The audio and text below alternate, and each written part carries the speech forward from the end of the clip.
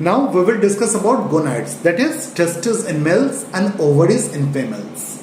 We know that gonads are mixed glands. Mixed glands are technically called heterocrine glands. First, let us discuss about testes. Within the scrotal sac, there are a pair of testes. In singular, it is testis, T-E-S-T-I-S, and in plural, it is testes, T-E-S-T-E-S. Within the testes, Leydig cells are present outside the seminiferous tubules in the interstitial tissue.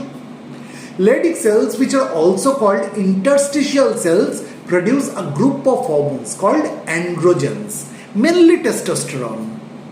Androgen like DHEA, that is dehydroepiandrosterone, are also produced by Leydig cell in small amounts, but the main androgen is testosterone. Another weaker androgen and a precursor of testosterone, which is known as androstenedione, are also produced by Leydig cells. Leydig cells are found close to blood capillaries, thus allow the hormones they produce to enter the bloodstream quickly. Testosterone is the principal male sex hormone. Its secretion is stimulated by the luteinizing hormone secreted from the anterior pituitary. Testosterone is responsible for development of male reproductive organs, development of secondary sexual characteristics like deep voice, beard, body hair, increased muscle mass, etc. Testosterone also maintains libido, that is sex drive, and male fertility. Testosterone supports spermatogenesis, that is sperm production, by acting on the Sertoli cells which are present in the seminiferous tubules. Testosterone also stimulates erythropoiesis, that is RBC production. Now I will discuss about ovaries. Females have a pair of ovaries, right ovary and left ovary, located in the pelvic region. Ovary produce ovum during each menstrual cycle, but this is not the endocrine function of the ovary, it is their exocrine function.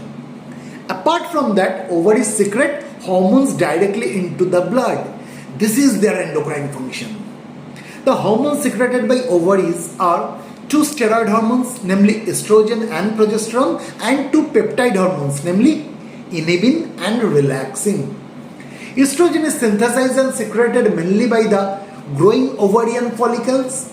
After ovulation, the ruptured Graafian follicle is converted to corpus luteum.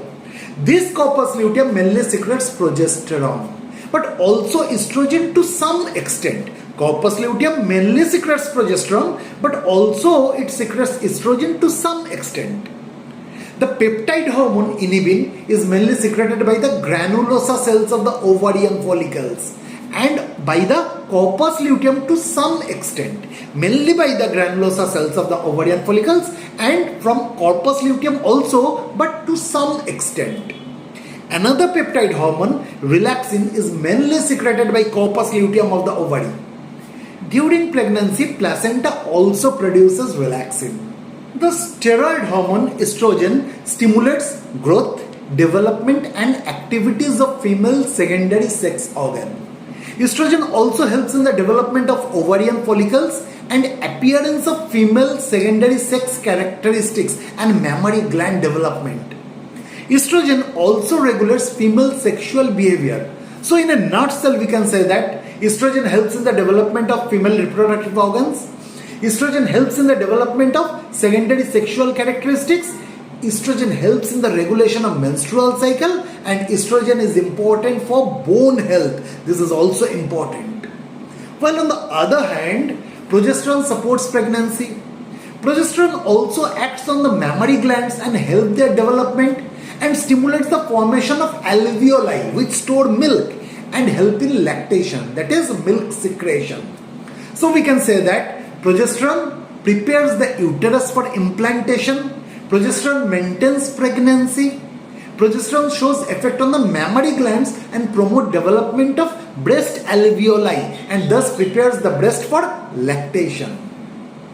The peptide hormone, more specifically glycoprotein hormone, inhibin, inhibits the secretion of follicle stimulating hormone from the anterior pituitary. And the peptide hormone relaxin relaxes the pelvic ligaments, softens the cervix before childbirth and helps prepare the uterus and birth canal for delivery.